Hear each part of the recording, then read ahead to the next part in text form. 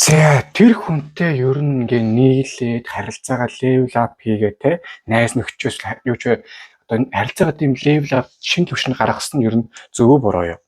За хоёр үзэр байна. Хипрант буюу хамтлаан тэгээд одоо elimination гэдэг. За энэ хоёр үзрийг аль одоо нүдэнд тушаагаа сонгоорой. За 3 2 1 эхний үзэр харцгаая.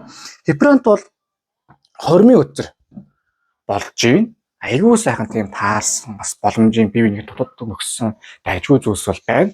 Яг жижиг сажиг одоо чийд ёстой асуудлууд байх ёстойгоос гадна ер нь энэ асуудал дээр аль нэг нь юу тийм одоо тууштай шийдэмгий одоо нэг амбицтай сандал юу гэдэг нэг амбицтай баймаар байна. Тэгэхгүй бол нэг хоёр хүн бие бинийгээ хараад сууж явах бас магадлал байгаад байна. Тэгэхээр за тэр хүн чинь юм хийхгүй байгаад та төрж хөдлөхөд бол нэг буруутгах мал хаалга. Ерхэд аюу зөв хүн бол байна.